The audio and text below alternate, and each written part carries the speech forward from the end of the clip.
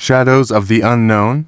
A Walk Through Purgatory? When I was 12 years old, I took a walk home that I will never forget. Even now, as an adult, the memory of that night sends shivers down my spine. It was a cool autumn evening in the English countryside, the air crisp and filled with the scent of fallen leaves. I had been at my friend Simon's house, and we had lost track of time, playing video games and talking about school.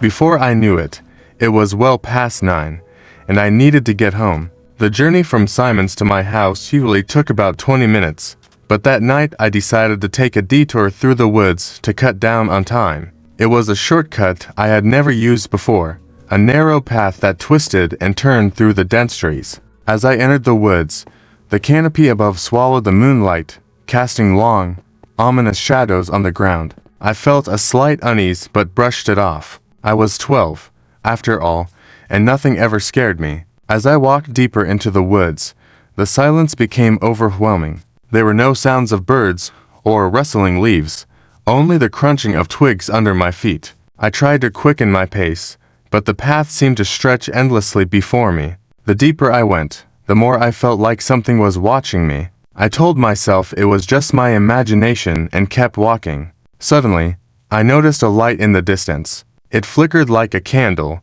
and my curiosity got the better of me. I veered off the path and headed toward the light. As I approached, I saw that it was coming from a small clearing. In the center of the clearing stood an old, decrepit house, the windows glowing with a strange, pale light. I had never seen this house before, and it looked like it had been abandoned for years. Despite every instinct telling me to turn back, I found myself drawn to the house. As I stepped into the clearing, the air grew colder, and a heavy fog began to roll in, swirling around my legs. The door of the house creaked open, and I hesitated before stepping inside. The interior of the house was unlike anything I had ever seen. The walls were covered in strange symbols that seemed to writhe and shift as I looked at them.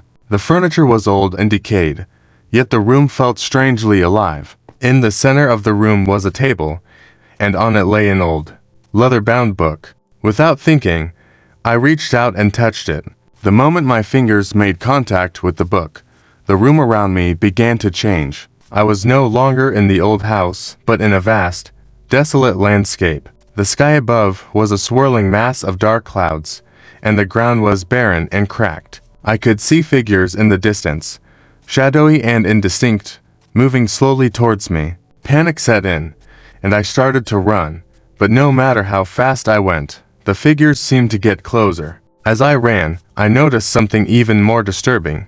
The landscape was littered with relics of the past, old toys, broken furniture, and abandoned cars. It was as if I was running through a graveyard of forgotten memories. I stumbled over a rusty tricycle and fell, scraping my hands on the rough ground. As I got up, I saw a figure standing right in front of me. It was a man, but his features were twisted and wrong. His eyes were hollow, and his mouth was stretched into a grotesque smile. He reached out a hand to me, and I felt an overwhelming sense of dread. I turned and ran in the opposite direction, my heart pounding in my chest. I ran until my lungs burned and my legs felt like they would give out. Finally, I reached a small grove of trees and collapsed against one of the trunks, gasping for breath.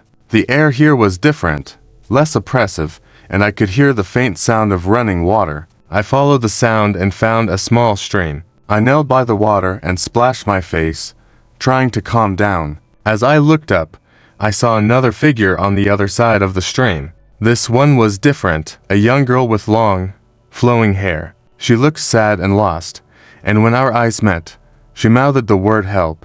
I didn't know what to do, but I felt compelled to go to her. I crossed the stream and reached out to her, but as soon as I touched her hand, she disappeared, and I was left alone once again. I continued to wander through this strange, desolate place, encountering more and more oddities. I saw a group of children playing with the ball, but their laughter was hollow and echoed unnaturally. I saw an old man sitting by a fire, staring into the flames with empty eyes. Every encounter left me more unsettled, and I began to wonder if I would ever find my way out. Eventually, I came across a large, imposing gate. It was made of black iron and looked ancient, with intricate patterns etched into the metal. I felt a strange sense of recognition, as if I had seen this gate before in a dream.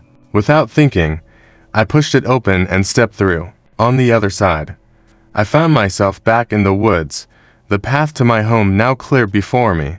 The fog had lifted, and the moonlight shone brightly, illuminating the way. I hurried along the path, not daring to look back. When I finally reached the edge of the woods, I saw the familiar lights of my house in the distance. I burst through the front door, out of breath and trembling. My parents were waiting for me, worry etched on their faces. I tried to explain what had happened, but the words wouldn't come. They hugged me tightly and told me everything was okay, but I knew that something had changed. Even now, years later, I still don't fully understand what happened that night. I've read about Purgatory and the idea of a place between worlds, and I can't help but wonder if that's where I had been. The memories of that night are vivid and haunting, and I know that no matter how much time passes, I will never forget the long walk home through the shadows of the unknown. The experience left a lasting mark on me. I avoid that path through the woods, and every time I see an old, abandoned house, I can't help but feel it chill. Sometimes, late at night, I think I hear faint whispers, the echoes of that strange, otherworldly place. It's a reminder that there are things in this world that we may never fully understand, and that sometimes, the journey home can lead us through the darkest corners of our own fears.